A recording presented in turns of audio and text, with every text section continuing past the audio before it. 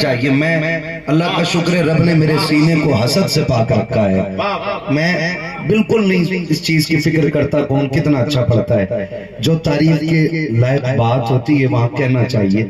میں کہتا ہوں اس دور کے لوگوں نے ہمارے لیے راستے جلسوں کے ہموار کیے ہیں.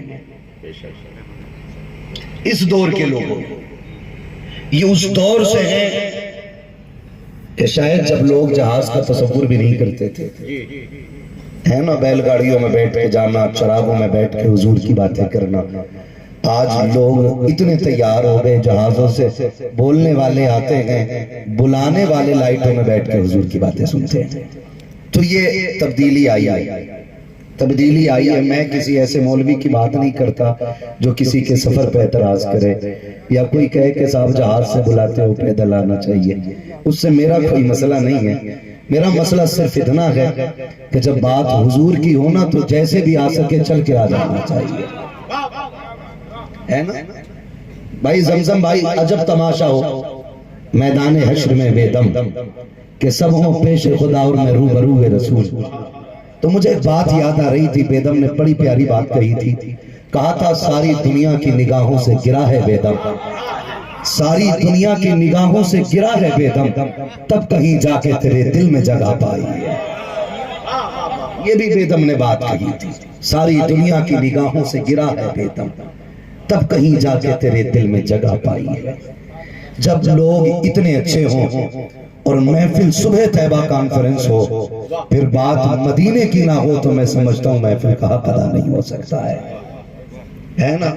صبح طیبہ کانفرنس آغاز کروں سفر کا، خدا کرے حاضری مدینے کی لگ جائے. آمین. ہاں بھئی اوقات اپنی کچھ بھی نہیں ہے نا. منزل عشق تصور کے سہارے تھے کی. اور میں آپ کو بتا دوں صوفیہ کے نزدیک تصور کا ایک بڑا مقام ہے. صوفیہ کے نزدیک تصور کا ایک بڑا مقام ہے. وہ جو تصور ہے نا یہ بندے کو زمین سے اٹھا کر کے آسمان پہ پہنچا دیتا ہے. لیکن آج یہ ہمارے بیچ نہیں ہے. تصور کا فقدان ہے. اور وہ کہا ہے نا تصور شیخ یہ اتنی مضبوط چیز ہے، یہ اتنی مضبوط چیز ہے کہ یہ فرید کو گنجے شکر بنا دیتی ہے. یہ بڑی چیز ہے تصور. میں اگر تصور پہ بات کروں تو یہ الگ ایک موضوع ہے. آپ تصور جانے صوفیاء اکرام نے لکھا ہے تصور کسی چیز پہ دھیان لگا کر کے پوری توجہ کے ساتھ بیٹھ جانا یہ بہت اہمیت رکھتا ہے. یہ کتنی اہمیت رکھتا ہے اللہ کرے بات سمجھ جائیں آپ. اسی سے مراقبہ لیا گیا ہے، اسی تصور سے مراقبہ لیا گیا ہے.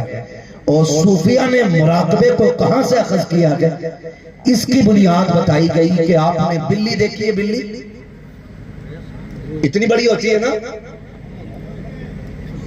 ماشاءاللہ. سب کی توجہ ہے بھائی صدر صاحب. میں سوچ رہا تھا پتہ نہیں کہیں اور تو نہیں ہے. بلی دیکھی ہے کتنے بڑی ہوتی ہے؟ اتنی بھی ہوتی ہے نا، چھوٹی ہوتی ہے. کبھی آپ بلی کو دیکھیں کہ وہ کبھی چوہے کے سراغ کے قریب بیٹھی ہو، کیسے بیٹھتی ہے؟ آپ اس کا بیٹھنا دیکھیں، ایسے بیٹھ جاتی ہے کہ سانسیں بھی روک لیتی ہے. اور کنڈیشن نظر سراغ پہ، توجہ سراغ پہ، نیت سراغ پہ. صوفیہ فرماتے ہیں یہ اس کا اس توجہ سے بیٹھ جاتا ہے، یہ چوہے کو سراغ سے باہر نکال لاتا ہے. وہ کہتے ہیں اگر بلی توجہ لگا کے زمین کے اوپر سراغ کے پاس بیٹھ جائے تو چوہا باہر نکل آتا ہے. بندہ توجہ لگا کے لوگ خدا کی طرف لگا دے تو خدا کی رحمتیں اس کی طرف برسنا شروع کرتا ہے. اللہ اکبر یا رسول اللہ. میں نے یہ بات کیوں کہی؟ میں نے صرف اس لیے کہی کہ آج محفل تو حضور کی ہوتی ہے لیکن دل محفل میں نہیں ہوتا. اس لیے محفلیں بے مقصد نظر آتی ہیں. پھر لوگ بات کرتے ہیں کہ جلسے میں کیا فائدہ، جلسے سے کیا فائدہ. میں نے کہا تو نے ابھی ابو بکر کی محفل نہیں سنی ہے، تو نے عمر کی محفل نہیں سنی ہے، تو نے حضور کے صحابہ کی محفل نہیں سنی ہے. وہ بات جو پیر نصیر الدین نصیر نے کہی تھی، کیا بات کہی تھی؟ انہوں نے کہا تھا ہائے وہ وقت وہ باتیں وہ زمانہ دل کا، ہے نا؟ یہ جو انہوں نے اشعار کہے تھے، ان کے انداز کرم ان پہ وہ آنا دل کا، ہائے وہ وقت وہ باتیں وہ زمانہ دل کا. ہاں بات بڑی گہرائی کی تھی، لوگ پتہ نہیں کیا سوچ کے سنتے ہیں. انہوں نے کہا تھا کہ وہ بھی اپنے نہ ہوئے دل بھی گیا ہاتھوں سے، ایسے آنے سے تو بہتر تھا نہ آنا دل کا. ہاں ایسے آنے سے تو بہتر تھا نہ آنا دل کا. وہ کہتے ہیں ان کی محفل میں نصیر ان کے تبسم کی قسم، دیکھتے رہ گئے ہم ہاتھ سے جانا دل کا، دیکھتے رہ گئے ہم ہاتھ سے جانا دل کا. کوئی کہتا کہ یہ محبوبہ کے لیے کہا گیا، کسی نے کہا یہ کسی مجنون لیلا کے لیے کہا ہوگا، کسی نے کہا کسی کی کوئی دلربا ہوگی. لیکن جب ایک دیوانے سے پوچھا گیا نصیر نے یہ کیوں کہا، تو انہوں نے کہا کہ یہ بات ابو بکر کی حضور کے لیے کہی گئی تھی. ہاں آج لوگ اعتراض کرتے ہیں اس بات پہ بھی، اس بات پہ اعتراض کرتے ہیں کہ یہ کیوں جھوم جاتے دیوانے، یہ کیوں کھڑے ہو گئے تھے ابھی جب یہ مصرے چل رہے تھے کہ سب ہو پیش خدا اور میں روبرو رسول، تو یہ کیوں کھڑے ہو گئے تھے؟ یہ ادب کے خلاف ہے، یہ تہذیب کے خلاف ہے. نہیں یار، یہی تو ادب ہے نعت کا، یہی ادب ہے نعت کا. جانتے ہو کیا ہے؟ فرمایا گیا کہ ایک خاص وقت تھا، فجر کے بعد جب حضور اپنے صحابہ میں بیٹھتے تھے اور پھر کچھ خاص باتیں ہوتی تھی. صحابہ فرماتے ایسا حال ہوتا تھا، کبھی کبھی مچلتا ہے نا کوئی دیوانہ تو لوگ منبر سے گالی دے کے کہتے ہیں سکل دیکھی ہے، صورت دیکھی ہے، یہاں بڑا عاشق بن رہا ہے. یہ بات کہی جاتی ہے، یہاں بڑا عاشق بن رہا ہے، یہ کرا رہے جلسے، یہ کبھی مسجد میں نہیں جاتے، یہ آئے ہیں جلسے میں جن کے صورتیں درست نہیں ہیں. میں کہتا ہوں یہ تانے نہ دے، شاید ان کی محفل میں آنے کے صدقے میں اللہ سب کو سوار ہے. تو ہو سکتا ہے. آپ ایک پہلو کیوں دیکھتے ہو؟ کیا صرف جامی آئیں گے یہاں نعت پڑھنے کے لیے؟ یہاں گناہگاروں کو آنے کی اجازت نہیں؟ اور تجھ سے کس نے کہہ دیا؟ میرا نبی تو کہتا ہے شفاعتی لأہل الکبائر من امتی، گھبرا مت، میری شفاعت ہے میرے بڑے بڑے گناہگاروں کے لیے. کیا کہا میرے امام نے؟ لوگ وہ آئے مسکراتے، ہم مسیروں کی طرف خرمن سیاہ پہ بجلی گراتے جائیں گے. وسعت دیکھ خدا نے دامن محبوب کو چن کھلتے جائیں گے، آقا چھپاتے جائیں گے. اگر اب تو یہ کہے کہ اعلیٰ حضرت نے یہاں جرت بڑھائی ہے گناہ کی، تو یہ تیری سوچ ہے. اعلیٰ حضرت نے جری کیا گناہ کے لیے، یہ تیری کھوپڑی ہے. اعلیٰ حضرت نے گناہ کی طرف نہیں دھکیلا، اعلیٰ حضرت نے ان کی رحمت کی وسعت بتائی ہے. تو بھائی سمجھنے کی کوشش کرے. یہ کبھی نہ کہنا، یہ تانا کبھی نہ دینا کہ تمہاری صورت نقیق ہے. تم کیا جانو اس محفل میں کتنے ایسے بھی بیٹھے ہوں گے کہ جب دنیا سو جاتی ہوگی مصلی بچھا کے رشتے رب سے جوڑتے ہوں گے. تم نے تو دستار و کپے کو دیکھ کے فیصلہ کیا، بھلے اندر سے بندہ خالی ہو، اوپر سے شیروانی پہن کے اگر منبر پہ بیٹھا ہے تو لازم نقیق عاشق رسول ہے. اگر کوئی نیچے بیٹھا ہے تو یہ پتہ نقیق ہے کہ یہ عشق سے خالی ہے. اور تو کیا جانے بندے کے رشتے خدا سے کتنے گہرے ہوتے ہیں. کاش تو یہ جان جاتا تو کبھی کسی کو حقیر نہ سمجھتا، کبھی کسی کو ذلیل نہ کرتا، کبھی کسی کو جھوٹا نہ کہتا، کبھی کسی کو چھوٹا نہ بتاتا. اور سب جب رب کے خلیل کو معراج بخشی گئی، اللہ کا خلیل معراج میں جا رہا ہے. آج تجھے بتاتا ہوں رب کے بندوں سے رشتے کیسے ہیں، وہ کتنا پیار کرتا ہے گناہگاروں سے. اللہ کا خلیل معراج میں چلا، جب عروج پہ پہنچا کے نگاہ نیچے ڈالی ہے، ایک بندہ گناہ میں ڈوبا ہوا ہے، ہاتھ اٹھ گئے مالک میں تیرا دوست ہوں، یہ تیرا رزق کھاتا ہے، تیری زمین پہ رہتا ہے، یہ تیری نافرمانی کر رہا ہے، مالک اسے جینے کا حق نہیں ہے، اللہ اسے موت دے دے۔ یار کی صدا تھی، رب نے فوراً قبول فرما لی، فوراً اس کو موت دے دی گئی۔ دوسرے بندے پہ نگاہ پڑی، پھر یہ بھی کہا اسے جینے کا حق نہیں ہے۔ جب دوسری مرتبہ یہ کہا، رب نے کہا خلیل میرے بندوں پہ رحم کر، ان کے لیے بد دعا نہ کر، سن میں ان کا رب ہوں، اتنی جلدی ناراض نہ ہو، میں خدا ہو کر کے ان کے لیے 3 موقع رکھے ہیں، یہ گناہگار ضرور ہے لیکن میں پروردگار ہوں، میں نے 3 موقع دیے ہیں، اے ابراہیم یہ آخری سانس میں بھی توبہ کریں گے، میں ان کے سارے گناہ بخش ڈالوں گا، اگر آخری سانس سے پہلے انہوں نے معافی مانگ لی میں معاف کر دوں گا۔ کہا یہ پہلا موقع ہے، کہا خلیل اگر یہ پھر بھی توبہ نہ کر سکے اور گناہ کے ساتھ مر گئے تو ان کی نسل میں کوئی تو ایسا ہوگا جو ہاتھ اٹھا کر کے ان کے لیے دعا کر دے گا، خلیل میں اس کو بھی صدقے میں بخشوں گا۔ کہا سن خلیل اگر پھر بھی نہ بخشے گئے تو میں ان کا ہوں، یہ میرے ہیں، میں ان کو سزا دے کر کے جنت کا پروانہ عطا فرماؤں گا۔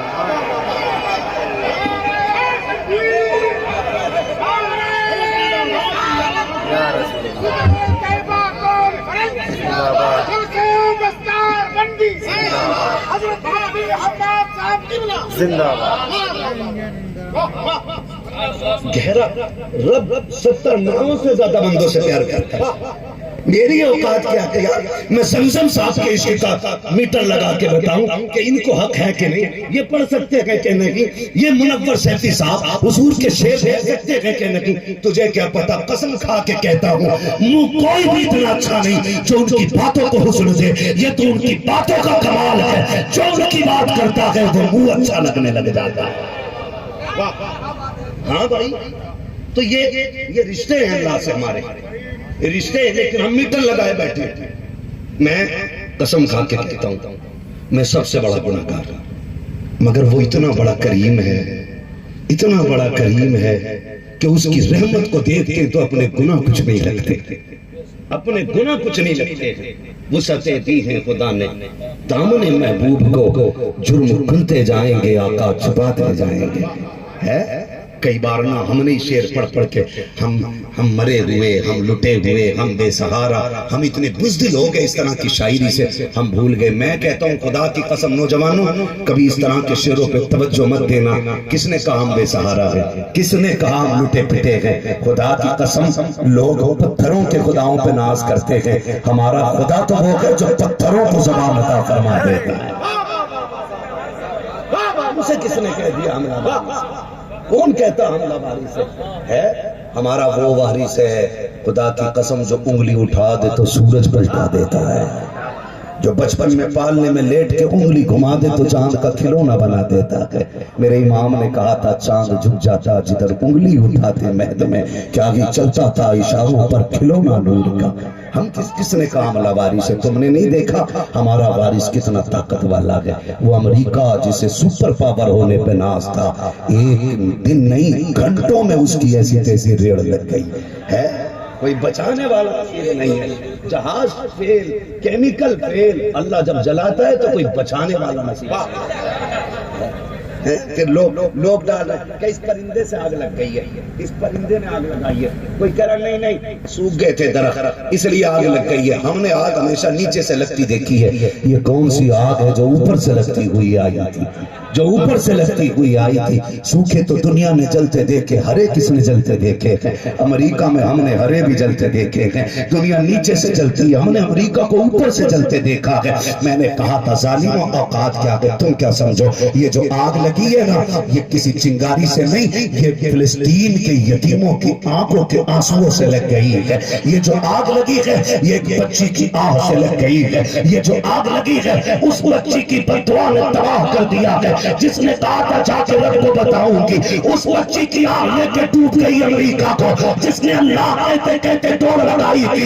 میں تم سے کہتا ہوں خدا کے واسطے ہمیں لاوارث نہ سمجھنا، نکما نہ سمجھنا، ہم بے یارو مددگار نہیں ہے، ہمارا رب اتنا طاقت والا ہے، ہمیں ایک بار یا رحمان کہتے ہیں، وہ 70 بار اپنے بندے کو پلٹ کے آیا۔ سبحان اللہ سبحان اللہ، واہ واہ واہ واہ بھائی سبحان اللہ۔ اب ضرورت ہے، آئیے صدر صاحب تشریف لائیں، آپ کی محنتوں کا آج آپ کو دکھ رہا ہے. سبحان اللہ. اجازت ہو تو بات کروں آگے؟ تھکے تو نہیں ہے نا؟ ہاں ذرا بول دو یا رسول اللہ. یا رسول اللہ. اور زور سے. یا رسول اللہ. ہاں آواز ہلکی نہیں رہنی چاہیے، زمانے کو پتہ چل جائے. میرے امام سے پوچھا تھا مکہ افضل ہے یا مدینہ؟ امام نے بات ہی ختم کر دی. کہا تھا طیبہ نہ صحیح افضل، مکہ ہی بڑا ظاہر. ہم عشق کے بندے ہیں کیوں بات بڑھائی؟ ہم عشق کے بندے ہیں کیوں بات بڑھائی ہے؟ آج صبح طیبہ کانفرنس کہاں بات خوشبو کہاں تک ہے اللہ جانے. یہاں کون کتنا نیک بیٹھا ہے. میں گزارش کروں گا ہر بندہ اپنے دل میں یہ دعا کر کے آج اٹھے، اللہ حضور کے صدقے میں ہم سب کو معاف فرما دے. پتہ نہیں کس کی زبان کے نکلے جملے کس کا مقدر سوار دے، ہے نا؟ تو میں ایک بات عرض کر رہا تھا نا، کبھی نہ توڑنا، کبھی نہ توڑنا. کون بیٹھا ہے، کس کا پتہ ہے آپ کو؟ کس کے بارے میں جانتے، کس کے بارے میں کون جانے؟ حضور کے دیوانے بیٹھے. کئی بار میں کچھ چیزیں ہضم نہیں ہوتی ہمیں بھی. کبھی کہتے ہیں نا جو سننے آئے ہیں وہ ہاتھ اٹھا دیں، جو عشق کرتے ہیں حضور سے وہ ہاتھ اٹھا دیں. تو میں کہتا ہوں ان باتوں پہ تو ہاتھ ہی نہیں اٹھوانا چاہیے. یہ جانچنے کا مسئلہ ہی ختم ہے. کوئی مسلمان ہو ہی نہیں سکتا جو حضور سے پیار نہ کرتا ہو. وہ مسلمان ہی بندہ تب بنے گا جب حضور سے پیار کرے ہے. وہ کبھی کبھی نا ہم لوگ بھی کو زیادہ کہہ جاتے ہیں، کہتے ہیں بھائی ہاتھ اٹھا دو گے تو انشاءاللہ اس ہاتھ کو فالج نہیں لگے گا. ایسا نہیں ہوگا. میں کہتا ہوں نہ کہو بھائی یہ بیماریاں عذاب نہیں ہوتی ہیں، خدا کی طرف سے نعمتیں ہوا کرتی ہیں. نعمتیں ہوتی ہیں، یہ انہیں دیتا وہ جنہیں قریب کرنا چاہتا ہے. ہاں یہ ذریعہ ہے اس کا بندے کو گناہ سے صاف ستھرا کرنے کا ہے. اگر موت سے پہلے بیماری دے دے تو بندہ خوش نصیب ہے کہ اس نے بندے کے گناہ یہیں پہ ہلکے کر دیے، یہیں پہ ہلکے کر دیے. وہ بڑا کریم ہے، وہ بڑا کریم. تو کبھی کبھی نا یہ لیول ہمیں نہیں لگانے، ہمیں تو بس یہ کوشش کرنی ہے کہ جو مدینے سے دور ہے وہ مدینے کے قریب ہو جائے. بس یہ کوشش ہمیں کرنی ہے. یہ کوشش. بھائی یہ بیٹھ جاؤ یار کہیں پہ آپ کو جگہ مل جائے تو. اب اللہ آپ کو سلامت رکھے. یہ گٹھری سر پر رکھ لو بھیا مگر بیٹھ جائے. میں تھوڑا سا الگ مزاج کا بندہ ہوں. میں اصل میں رٹی باتیں نہیں کر رہا ہوں کیونکہ مزاج بدلے گا تقریر بھول جاؤں گا. یہ تقریر تبھی ہوتی ہے جب دل کا کنیکشن حضور سے جڑا ہوتا ہے، تبھی باتیں اچھی ہوتی ہیں، تبھی زبان چلتی ہے. ورنہ اوقات کیا یہ تیرا کرم ہے آقا کہ بنا لیا ہے اپنا، کہاں مجھ سے یہ کبھی نہ کہاں سلسلہ تمہارا ہے. یہ تو ان کا کرم ہے کہ جو مہلت مل گئی ہے بات کرنے کی. ورنہ کیا اور منہوں میں زبان نہیں ہے، کیا اور کندھوں پہ سر نہیں ہے نا؟ لیکن ڈیوٹیاں اللہ جن کی لگاتا ہے. میں تو آپ کو بتا دوں میں بھی حضور کی نوکری کرنے بیٹھا ہوں، آپ بھی حضور کی نوکری کرنے بیٹھے ہیں. صرف اتنا فرق ہے میں نبی نبی کرنے بیٹھا ہوں، آپ نبی نبی سننے کے لیے بیٹھے ہیں. ہے نا؟ تو میں سمجھتا ہوں کہ جب بات یہاں لگتی ہے نا تو پھر آہ مدینے جاتی ہے، پھر آہ مدینے جاتی ہے، پھر آہ مدینے جاتی ہے. رنگ الگ ہوتے ہیں. حضرت فرماتے ہیں صبح طیبہ میں ہوئی بڑھتا ہے باڑا نور کا، صدقہ لینے نور کا آیا ہے تارا نور کا. مدینہ شریف وہ شہر ہے جس کا نام آتے ہی دھڑکنیں بڑھ جایا کرتی ہیں. شہر تو بہت ہیں زمین پر، لیکن صرف ایک شہر ہے لوگ جس سے عشق کرتے ہیں، اور وہ شہر میرے مصطفیٰ کا شہر ہے.